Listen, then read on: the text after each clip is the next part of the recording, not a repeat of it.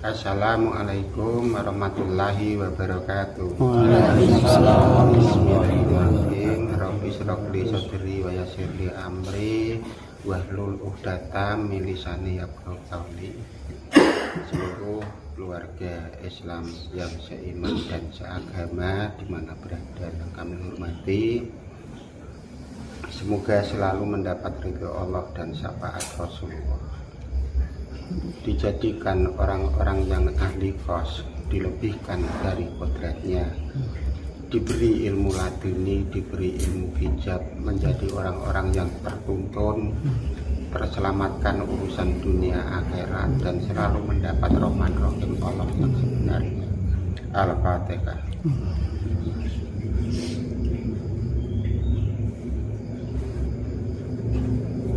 Malam ini kita masih meneruskan pesan dari Eyang Siti Jenar. Yang pertama adalah merumuskan ilmu hijab untuk mengatur arah iman dan Islam. Yang selanjutnya memasukkan akhlak Al-Quran menyatu menjadi akhlak roh dan jiwa kita semua. Yang terakhir, untuk melupakan kisah dunia menjadi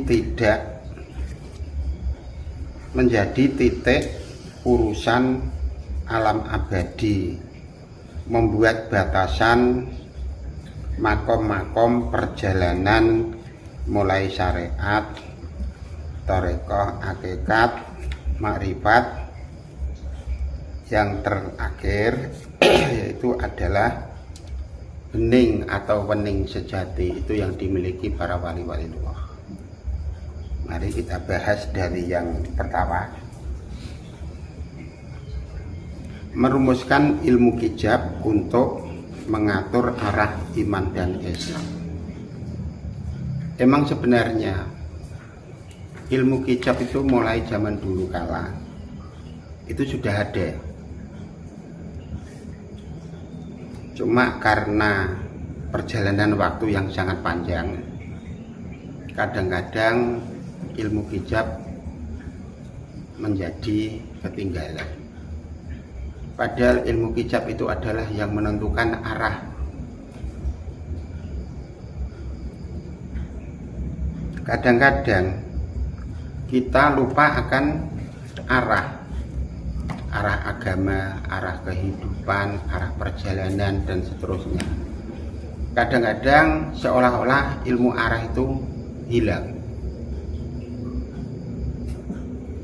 Terus digali kembali oleh Eyang Siti Jenar. Sebenarnya ini pelajaran dari Eyang Subakir, turun-temurun sampai Eyang Siti Jenar. Ilmu hijab itu sudah ada mulai zaman dulu kala. Mungkin sejak zaman Rasul-Rasul itu juga sudah ada. Sebab kisah demi kisah perjalanan turunnya wahyu, kitab, dan seterusnya itu kan menggunakan ilmu hijab, berhubungan dengan ilmu hijab. Sampai yang ditulis di dalam Al-Quran itu ayat demi ayat yang berhubungan petunjuk, itu semuanya adalah berhubungan dengan ilmu hijab. Suatu contoh Al-Fatihah dan seterusnya, itu semuanya berhubungan dengan ilmu hijab. Sebab Al-Quran penuh satu kitab itu, kalau dijabarkan selain kisah sejarah, semuanya itu adalah terhubung dengan ilmu hijab, yaitu rumusan-rumusan mulai nur sampai gesang, rumusan nur sampai rogo, dan seterusnya. Sebab itu adalah untuk membuat peringkat kita sampai di mana, intinya di situ. Aku belajar Al-Quran baru tingkatan syariat, ada hakikat, sampai makrifat, dan seterusnya. Itu untuk mengukur kapasitas cahaya nur Quran dan cahaya nur Allah, nur malaikat, nur Muhammad itu bisa terukur itu karena ada ilmu hijab. Kalau tidak ada ilmu hijab, kita juga tidak tahu kapasitas kita sampai di mana. Hanya malah menyalahkan satu sama lain. Padahal kita sendiri tidak tahu, kurang kontrol sampai di mana kapasitas ilmu kita, sampai di dada, apa sampai di roh, apakah sampai sebatas tenggorokan. Itu yang untuk mengukur adalah ilmu hijab. Maka betapa pentingnya ilmu hijab yang dirumuskan dari Eyang Syekh Siti Jenar. Terus selanjutnya ini memasukkan akhlak Al-Quran menyatu menjadi akhlak roh dan jiwa kita. Ilmu hijab semuanya adalah berhubungan dengan akhlak. Terus Al-Quran penuh itu semuanya mengandung unsur akhlak, unsur hijab. Jadi sebenarnya ilmu hijab itu adalah untuk menjabarkan Al-Quran supaya terbentuk menjadi iman dan Islam yang sebenarnya, arah yang sebenarnya. Itu cara menjabarkan harus menggunakan rumus ilmu hijab. Sebab yang bisa memisahkan tingkat demi tingkat, peringkat demi peringkat itu adalah ilmu hijab. Jadi sangat penting ilmu hijab untuk diajarkan kembali di muka bumi supaya bisa Islam itu terbentuk tentang arah. Terbentuk arah dalam perjalanan, terbentuk dalam arah pelaksanaan dalam menjalankan iman dan Islam. Itu semuanya adalah terkait. Tapi kadang-kadang menurut orang-orang di dalam perjalanan-perjalanan yang sudah modern seperti ini seolah-olah ilmu hijab itu tidak penting. Tapi sebenarnya perjalanan Al-Quran dan perjalanan manusia itu bisa terhubung, bisa menyatu, mencapai tingkatan ilmu-ilmu yang tingkat tinggi. Itu harus menggunakan ilmu hijab, ilmu laduni dan seterusnya. Itu sangat penting.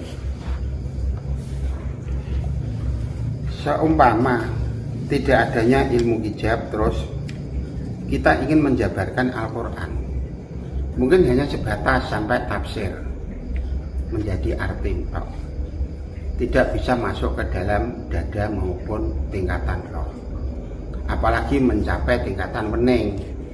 Nah, tingkatan yang terakhir itu adalah untuk merumuskan keyakinan kita itu supaya menjadi sangat kuat. Sebab apa? Orang yang sudah mencapai tingkatan wening itu bisa melihat alam ke alam tanpa batasan, bisa berhubungan antara roh satu dengan roh yang lain, hidup maupun mati. Itu keyakinannya mesti lebih daripada yang tingkatan syariat atau hakikat. Nah, itu semuanya diciptakan dari ilmu hijab. Maka di sini memasukkan akhlak Al-Quran mencatu menjadi akhlak roh dan jiwa.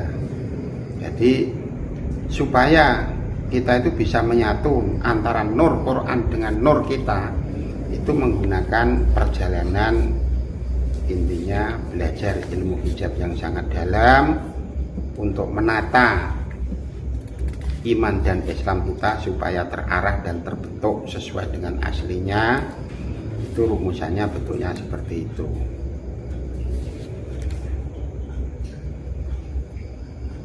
Selanjutnya, untuk menentukan kisah,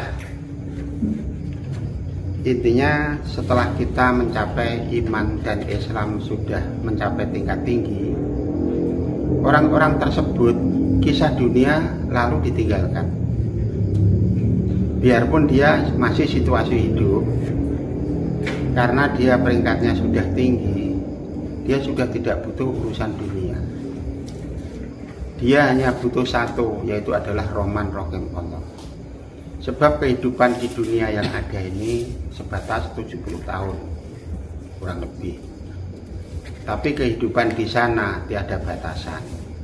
Jadi dia memilih nikmat yang tiada batasan di alam abadi. Intinya di situ. Dia kehidupannya di dunia seolah sudah ditinggalkan, dianggap tidak penting seolah-olah. Nah, itulah ciri-ciri orang-orang yang sudah mencapai tingkatan hening, sudah mencapai tingkatan yang terakhir. Dia sudah tidak butuh segala apa yang terjadi di muka bumi. Dia sudah menyatu. Dia hanya butuh Rahman Rahim Allah di alam sana. Nah, orang-orang yang sudah mencapai tingkatan tersebut,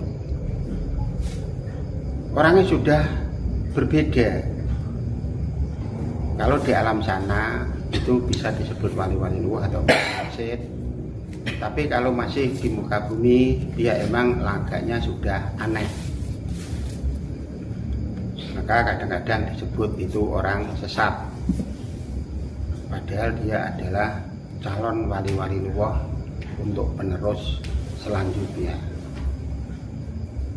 Jadi intinya kita kalau ada orang yang aneh tidak usah disinggung. Kalau ada orang yang bentuknya bagaimana tidak usah istilahnya dihina. Itu semuanya adalah resep dari Allah. Perjalanan Islam itu sangat luas, tiada batasan. Maka itu suatu bukti Allah membuat apa saja itu mengandung arti dan makna yang sangat berbeda. Kita tidak boleh beranggapan yang tidak pas. Saya kira cukup sekian yang kita sampaikan, semoga bermanfaat untuk pengalaman-pengalaman demi ke depan. Assalamualaikum warahmatullahi wabarakatuh. Waalaikumsalam warahmatullahi wabarakatuh.